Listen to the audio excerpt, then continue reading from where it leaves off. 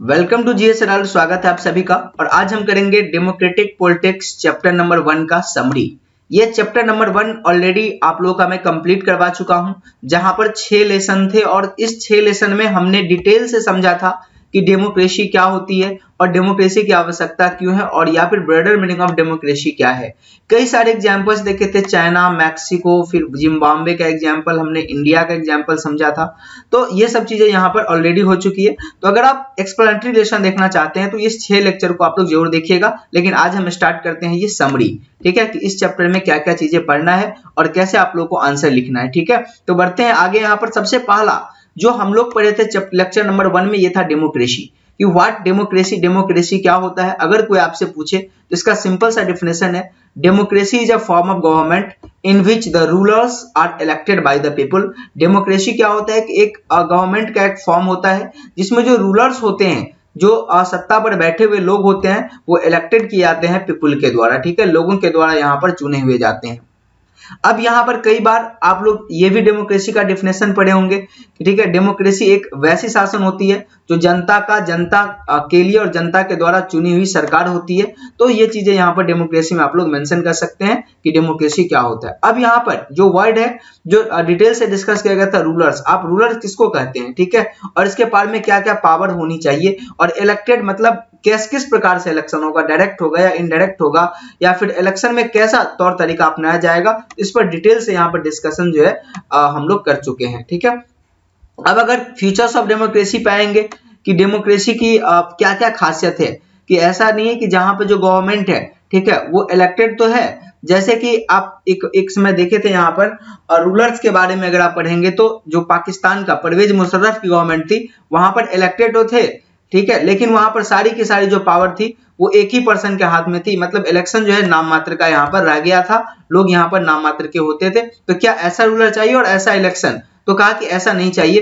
तो क्या इसको डेमोक्रेसी कहेंगे? क्योंकि इस लाइन को अगर आप देखेंगे तो उस वहां भी डेमोक्रेसी है, तब कहा कि नहीं, डेमोक्रेसी की कुछ शानदार सी फीचर होंगी, अगर ऐसा होता है तभी डेमोक्रेसी कहा जाएगा। ठीक है, तो डेमोक्रेसी की क्या क्या फीचर्स है? तो जो पहला फीचर था डेमोक्रेसी का, ये था कि major decision by elected leaders. मतलब जो बड़े बड़े डिसीजंस होंगे वो इलेक्टेड लीडर्स के द्वारा लिए जाएंगे, यानी कि जो जनता के द्वारा चुन कर जाएंगे उसके द्वारा लिए जाएंगे, ना कि किसी और के द्वारा यहाँ पर लिए जाएंगे। ठीक है, in a democracy the final decision making power must rest with those elected by the people. जो जनता के द्वारा चुना गया है उसी के पास फाइनल जो बड़ा बड़ा डिसीजन है वो लेने का पावर होना चाहिए। ये पहली खासियत है आपको डेमोक्रेसी की। दूसरा अगर आप चलेंगे तो यहाँ है कि free and fair electoral competition. मतलब जो चुनने का जो तरीका है ना, यहाँ पर इलेक्टेड वर्ड का हम यूज करते हैं, तो जो चुनने का तरीका है वो फ्री एंड फेयर होना चाहिए। मतलब ये बोल सकते हैं कि फ्री मतलब किसी को किसी प्रकार का डर नहीं होना चाहिए, वो अपने मन से चुन सकता है। और फेयर का मतलब होता है कि मतलब सही तरीके से होना चाहिए, कि ऐसा नहीं कहीं धांधली वगैरह हो गया तो ये नहीं होना चाहिए। ठीक है, अब फ्री में क्या है कि अगर आप मान लीजिए किसी को आप धमका दिए, ठीक है, किसी को आप थ्रेटन कर दिए और उसके बाद कहे कि आप इसको वोट डालो, या फिर फेयर का मतलब है कि जो आपको ऑफिसर से वही गलती कर दिए, फेयर नहीं कर रहा है, तो फिर यहाँ पर इलेक्शन का कोई मतलब यहाँ पर रह नहीं जाता है। जैसे कि आपने जिम्बाब्वे का एग्जाम्पल देखा था, वहां पर जो पार्टी थी वो पार्टी क्या कर रही थी कि इलेक्शन तो करवा रही थी, लेकिन चूंकि वो सत्ता में थी तो सत्ता में रहने के बाद अपने जो माल प्रैक्टिस होता है या फिर अलग अलग चीज तरीका से लोगों को धमकाया जाता था और फिर सरकार उसी की बन जाती थी। तो बस नाम मात्र का कंपटीशन वहां पर रह गया था। ठीक है, फिर वहां पर अगर आप free and fair electoral competition करवाते हो और क्या करते हो कि सभी को आप खड़ा होने का मौका ही नहीं देते हो, जैसे चाइना है, ठीक है, वहां पर सिंगल पार्टी है, वहां पर तो आप देते ही नहीं हो। जैसे कि यूएसए है आपका, वहां पर 2 पार्टी है। अपने इंडिया में यहाँ पर मल्टी पार्टी कंसेप्ट है, तो ये ज्यादा बेहतर है। ठीक है, तो ये चीज यहाँ पर देखने को मिलता है। तो फ्री और फेयर इलेक्टोरल कंपटीशन होना चाहिए, यानी कि democracy must be based on the free and fair election where those currently in power have a fair chance of losing. मतलब जो सत्ता में है उसको भी यहाँ पर उतना ही चांस है हारने का जितना कि जो सत्ता में नहीं है उसके जीतने का चांस है। ठीक है, तो ये दूसरा कंसेप्ट यहाँ पर आ गया। फिर तीसरा है कि 1 पर्सन 1 वोट 1 वैल्यू। मतलब 1 पर्सन है उसका एक वोट रहेगा और उस वोट का एक ही वैल्यू होगा। ऐसा नहीं एक पर्सन है और वो पर्सन अगर आईएएस ऑफिसर है तो उसके वोट का 10 वैल्यू हो जाएगा, ये गलत है, ठीक है। और उनको या फिर ऐसा नहीं होना चाहिए कि उसको 10 वोट देने का अधिकार है, तो ये गलत है। तो यहाँ पर क्या होना चाहिए कि जो जितना भी एडल्ट सिटीजन है, मतलब जिसको वोटिंग का अधिकार मिला हुआ है, जो खास उम्र है, हमारे यहाँ 18 साल से ऊपर के लोग वोटिंग कर सकते हैं, उनके सभी जितने सारे लोग हैं उनके एक वोट का जो है ना एक ही वैल्यू होना चाहिए और ये वैल्यू इक्वल सबके लिए होना चाहिए। तो ये तीसरा यहाँ पर खासियत है डेमोक्रेसी की। और चौथी है rule of law and respect of right, ठीक है। यहाँ पर रूल ऑफ लॉ का ये मतलब हुआ कि वहां पर कोई रूलर रूल नहीं करेगा कि जैसे कि रूलर को आप सिलेक्ट करके यहाँ पर दे दिए, अब रूलर अपने मन से रूल कर रहा है, नहीं, एक लॉ बनेगा, कानून बनेगा और कानून के हिसाब से ही रूलर चलेगा वहां पर, ठीक है। अपने मन से कुछ भी यहाँ पर नहीं करेगा। और जो पब्लिक है उस पब्लिक के राइट का भी रिस्पेक्ट होना चाहिए। ऐसा नहीं कि पब्लिक चिल्ला रहा है, पब्लिक को किसी चीज की आवश्यकता है और कान में तेल बैठ के यहाँ पर जो रूलर्स है वो बैठे हुए हैं, तब फिर डेमोक्रेसी का कोई मतलब यहाँ पर नहीं रह जाएगा। मतलब एक डेमोक्रेटिक गवर्नमेंट जो होना चाहिए वो रूल्स करना चाहिए with limit set of constitutional law के थ्रू और सिटीजन राइट्स के थ्रू यहाँ पर रूल करना चाहिए। तो अगर आपसे पूछे कि डेमोक्रेसी क्या होता है और डेमोक्रेसी के फीचर्स क्या है, इतना आप लोग लिख सकते हैं, एक सही और करेक्ट आंसर यहाँ पर बन जाएगा। कुछ एग्जाम्पल अगर आपको देना हो तो यहाँ पर शामिल कर सकते हैं, आंसर और ज्यादा बेहतर हो जाएगा, ठीक है। आगे बढ़ते हैं और हम ये देखते हैं कि व्हाई डेमोक्रेसी की आवश्यकता क्यों होती है, ठीक है। किसी भी चीज का डिस्कशन होता है क्यों पर, तो यहाँ पर दो पहलू निकल के आते हैं, एक तो सपोर्ट में रहेगा और एक अपोजिशन में रहेगा। एक लोग कहेगा कि देखिए यहाँ पे इसकी आवश्यकता है, दूसरी कहेगी नहीं आवश्यकता है। जो कहेगी नहीं आवश्यकता है उसकी भी लॉजिक होते हैं और जो कहते हैं कि डेमोक्रेसी आवश्यकता है उसकी भी लॉजिक होती है। तो सबसे पहले यहाँ पर क्या है कि जो आर्गुमेंट अगेंस्ट डेमोक्रेसी, ठीक है, अब डेमोक्रेसी क्यों चाहिए, तो इन दोनों चीज का डिस्कस यहाँ पर किया गया है। यहाँ पर है कि आर्गुमेंट फॉर डेमोक्रेसी मतलब डेमोक्रेसी चाहिए, इसके लिए यहाँ पर कुछ लॉजिक दिए गए हैं, 5 लॉजिक दिए गए हैं। तो यहाँ पर है कि डेमोक्रेसी नहीं चाहिए, हम अगेंस्ट है डेमोक्रेसी के, मतलब डेमोक्रेसी में ये खराबी है और ये अच्छाई है डेमोक्रेसी में, ये दिया गया है। आप लोगों से भी पूछ सकता है कि आप डेमोक्रेसी के एडवांटेज और डिसएडवांटेज को लाइन आउट कीजिए, या फिर आपको क्या लगता है कि डेमोक्रेसी अच्छा है या बुरा है। तो देखिए आप यहाँ पर क्या होंगे ना कि आप जो बोलते हैं पैनिक टाइप से नहीं बन जाना है कि कोई भी चीज ऐसा नहीं है दुनिया में जहां 100% उसकी क्या है जो मतलब सही है और जो ऐसी कुछ भी चीज नहीं जो 100% गलत है। तो आपसे डेमोक्रेसी के बारे में पूछे तो आप ये सारे पॉइंट मेंशन कर सकते हैं कि देखिए डेमोक्रेसी क्यों बुरा है और डेमोक्रेसी क्यों अच्छा है, और ओवरऑल एक कंक्लूजन निकाला जा सकता है, ठीक है। तो पहले हम लोग यहाँ पर देखते हैं कि अगेंस्ट डेमोक्रेसी के अगेंस्ट में कौन कौन सी बात की जा रही है। कह रहा है कि leader keep changing in democracy, this leads to instability, यानी कि जो डेमोक्रेसी में जो लीडर्स है वो हमेशा चेंज होते रहते हैं, जिससे होता क्या है कि अनस्टेबिलिटी एक तरह से आ जाता है और मतलब सरकार हमेशा बदलती रहती है। तो ये हर 5 साल पे इलेक्शन करवाने पड़ते हैं, तो इसको कह रहा है कि इनस्टेबिलिटी है, मतलब अस्थाई यहाँ पर नहीं है। दूसरा कह रहा है कि democracy is all about political competition and power play, मतलब डेमोक्रेसी एक तरह का जो पॉलिटिकल जो राजनीतिक जो है ना ये कंपटीशन रह गया, प्रतिस्पर्धा रह गया है और सारा पावर प्ले का गेम है, मतलब जिसके पास पावर है वो जीत जाएगा यहाँ पर, और यहाँ पर जो है मोरालिटी की कोई स्कोप नहीं है। तो ये दिया जा रहा है डेमोक्रेसी के खिलाफ में, ऐसा चल रहा है आजकल, ठीक है। फिर कह रहा है कि so many people have to be consulted in a democracy that is leads to delay, अब डेमोक्रेसी में बहुत सारे लोगों से कंसल्ट करना पड़ता है, तो कोई भी जब डिसीजन होता है तो उसमें डिले हो जाता है, लेट हो जाता है, ये कह रहा है कि डेमोक्रेसी की खराबी है। फिर कह रहा है कि जो इलेक्टेड लीडर्स होते हैं do not know the best interest of the people, जो इलेक्टेड लीडर्स होते हैं मतलब जिसको आप चुनते हैं वो पब्लिक के इंटरेस्ट को जान नहीं पाते हैं और बैड डिसीजन कभी कभी ले लेते हैं, ये डेमोक्रेसी में, ठीक है। फिर कहा है कि democracy lead to corruption for it based on the electoral competition, मतलब ये कह रहा है कि डेमोक्रेसी जो है ना, चूंकि ये इलेक्टोरल कंपटीशन होता है तो यहाँ पर बहुत ज्यादा करप्शन हो जाता है, भ्रष्टाचार का यहाँ पर स्कोप रहता है, पैसे के भ्रष्टाचार होती है, मोरालिटी के भ्रष्टाचार यहाँ पर होती है, तो ये सब चीजें होती है, जो डेमोक्रेसी की खराबी यहाँ पर बताई जा रही है। आगे कह रहा है कि जो ऑर्डिनरी पीपल होता है ना वो don't know what is good for them, मतलब जो साधारण से इंसान है, भोले भाले बेचारे इंसान है, वो नहीं जानते हैं कि उसके लिए क्या सही है, और यहाँ पर जो है ना शुड नॉट डिसाइड एनीथिंग, ये कुछ डिसाइड नहीं कर सकते हैं यहाँ पर कि किसको चुनना है किसको नहीं चुनना है, ठीक है, बस हवा जिधर वही उधर वहां आप वोटिंग कर देते हैं। तो ये सब कह रहा है कि ये डेमोक्रेसी की खराबी है, ठीक है। ये अब डेमोक्रेसी की ये कह रहा है खराबी है, तो देखिए यहाँ पर कह रहा है कि जो आप बुक पढ़ेंगे तो वहां पर पता चलेगा, देखिए डेमोक्रेसी खराब है ये बात तो हम मान गए, लेकिन आप ये बताओ कि डेमोक्रेसी से अच्छा कौन सा है, ठीक है।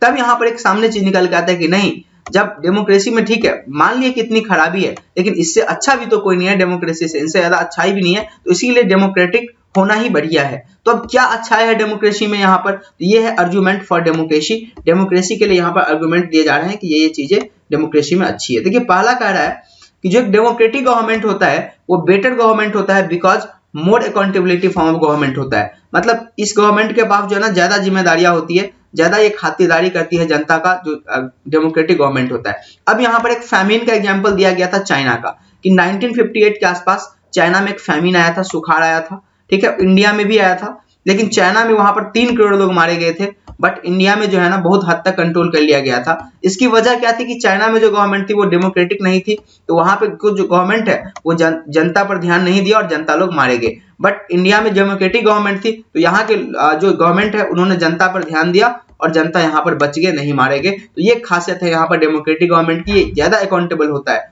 अगर मान लीजिए अकाउंटेबल नहीं होता है, मल्टी पार्टी सिस्टम होता है, तो होता क्या है कि अगर मान लीजिए कि सत्ता में बैठे हुए गवर्नमेंट ऐसा काम नहीं कर रहा है, तो जो अपोजिशन उस पर चिल्लाएंगे, ठीक है, झल्लाएंगे या फिर प्रोटेस्ट करेंगे।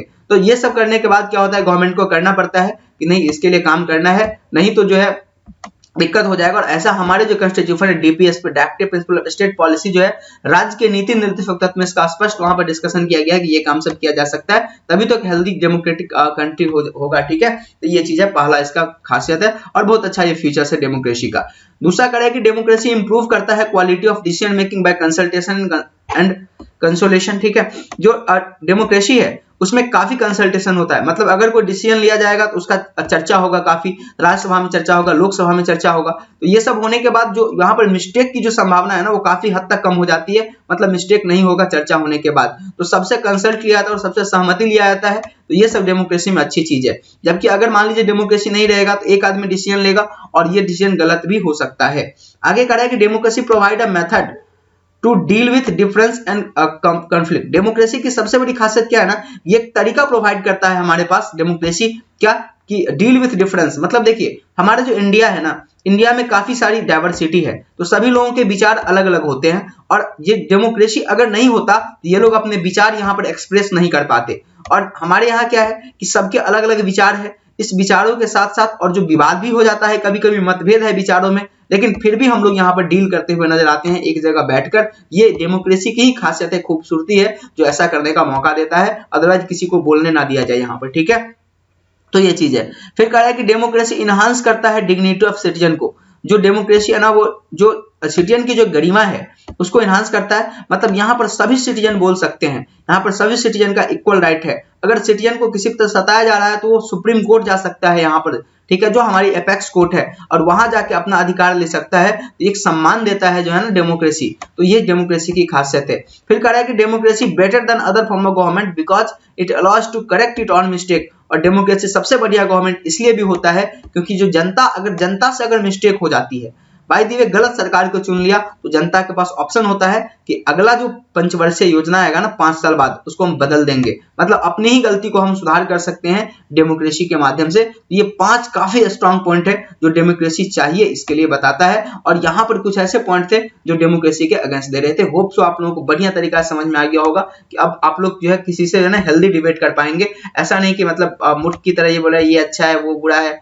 कुछ भी जाने न माने और ये बस करते रह गए, ठीक है। तो ऐसी चीज आप लोगों को नहीं करनी है, इसके अकॉर्डिंग आपको करना है, ठीक है। आगे बढ़ते हैं और कहते हैं कि ब्रॉडर मीनिंग ऑफ डेमोक्रेसी। अब तक जो डेमोक्रेसी का मीनिंग था इसमें आप क्या देखे थे कि डेमोक्रेसी गवर्नमेंट बनाने तक ही सीमित था, कि रूलर्स को यहाँ पर सिलेक्ट करना है, रूलर्स को सिलेक्ट करने के बाद इलेक्शन प्रोसेस होगा, इसमें ये सारी चीजें थी, फीचर्स, ये मतलब सिर्फ रूलर की बात किया जा रहा था, सिर्फ गवर्नमेंट की बात किया जा रहा था। तो क्या डेमोक्रेसी सिर्फ गवर्नमेंट है या फिर डेमोक्रेसी एवरीडे लाइफ में भी यहाँ पर काफी यूजफुल है? तो इसके बारे में यहाँ पर एक बड़ा सा मीनिंग यहाँ पर जानने की कोशिश की गई है। हालांकि चैप्टर नंबर 3 में और डिटेल से हम लोग इसके बारे में पढ़ेंगे। तो कह रहे हैं कि देखिए democracy is not just a representation of government. Democracy मात्र एक गवर्नमेंट का रिप्रेजेंटेशन नहीं है, it is much more than it is. मतलब जितना आप लोग पढ़े हैं ना इससे बहुत ज्यादा कुछ है। जैसे कुछ एग्जांपल्स हम लोग यहाँ पर देखते हैं कि we are a very democratic family, ठीक है। तो कोई कह रहा है कि हमारा जो फैमिली है ना काफी डेमोक्रेटिक है। यहाँ पर देखिए फैमिली में भी डेमोक्रेसी घुसा हुआ है। Whenever a decision has to be taken we all sit down and arrives the consensus में my opinion matters at my father. कह रहे हैं कि जब भी कोई बड़ा डिसीजन लेता होता है तो हम लोग एक साथ बैठते हैं और क्या करते हैं कि अपना अपना विचार रखते हैं, और मेरे भी ओपिनियन का उतना ही मैटर्स होता है जितना कि मेरे पिताजी का। मतलब मेरे फैमिली में फुल डेमोक्रेसी है, ठीक है। देखिए कितनी ये फैमिली में घुसा हुआ है ये डेमोक्रेसी वर्ड। अब यहाँ पे कह रहा है कि आई डोंट, ठीक है, I don't like teachers who not allow student to speak and ask question in the class। क्योंकि मैं वैसे टीचर को पसंद नहीं करता हूं जो स्टूडेंट को बोलने ठीक है ना, और क्वेश्चन पूछने की आजादी नहीं देता है। मतलब हमको ऐसा टीचर चाहिए जो डेमोक्रेटिक टेम्परामेंट का हो। देखिए यहाँ पर भी डेमोक्रेसी घुसा हुआ है। फिर कह रहा है कि देखिए one leader and his family members decide everything in a party.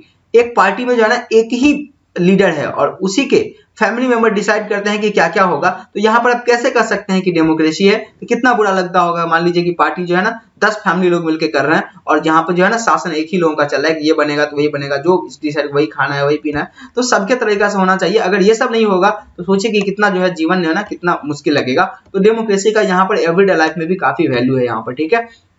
आगे कह रहा है कि डेमोक्रेसी एंड गुड डेमोक्रेसी। अब ये जो वैल्यू है ये क्यों पढ़ा जाता है, इसीलिए कि देखिए डेमोक्रेसी तो है तो लेकिन डेमोक्रेसी और गुड डेमोक्रेसी में क्या अंतर होता है। एक आइडियल डेमोक्रेसी है, मतलब चलिए चल रहा है, ये सरकार है ये है, लेकिन गुड डेमोक्रेसी वो होता है जिसमें सिटीजन को ध्यान में रखा जाता है, ठीक है। जैसे कई बार आर्गुमेंट किए जाते हैं, आप लोग देखे होंगे। यहाँ पर कहता है कि true democracy will come into the country only when no one goes hungry to bed. कह देखिए वास्तविक जो है ना लोकतंत्र तभी सफल हो पाएगा जब कोई भी आदमी भूखा बेड पर नहीं सोएगा, ये कह रहा है। तो अगर आप ऐसे देखेंगे ना कि डेमोक्रेसी को अगर ये इंपॉर्टेंट डिफिनेशन बना देते हैं तब तो दुनिया में कोई भी देश डेमोक्रेटिक रह ही नहीं जाएगा। हाँ, एक डेमोक्रेसी में अगर ये चीजें होती है, बहुत हद तक कंट्रोल होती है, तो एक अच्छा डेमोक्रेसी कहा जाएगा, ठीक है। तो ये चीजें हैं। अब यहाँ पे in a democracy every citizen must be able to play equal role in decision making.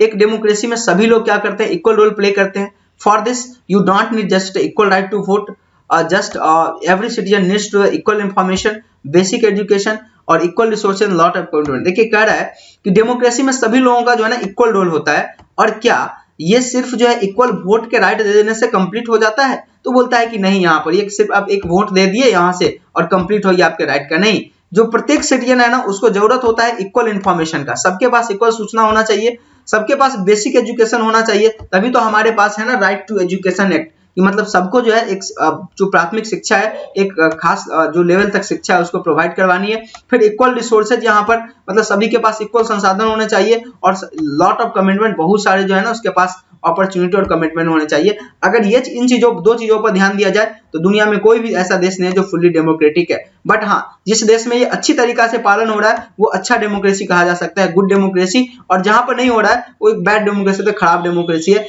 Ideal democracy पर यहाँ पर चलता हुआ नजर आता है। तो ये कुछ ऐसी चीज थी जो एक डेमोक्रेटिक को, जो नॉर्मल डेमोक्रेसी है उसे गुड डेमोक्रेसी में कन्वर्ट करता है। तो ये चीजें भी आप लोगों को समझ में आ गई कि कैसे गुड डेमोक्रेसी बनता है। तो ये था हमारा कंप्लीट लेक्चर आज का, और ये चैप्टर 1 का समरी था, पूरा का पूरा कंप्लीट हो चुका है। ये 3 स्लाइड देखने के बाद आप अच्छे तरीका से आंसर कर पाएंगे। होप सो आप लोगों को समझ में आया होगा। लेक्चर अगर पसंद आता है तो शेयर जरूर कर दीजिएगा, और हाँ, नोटिफिकेशन मिलते रहे इसके सब्सक्राइब जरूर कीजिएगा। Thank you.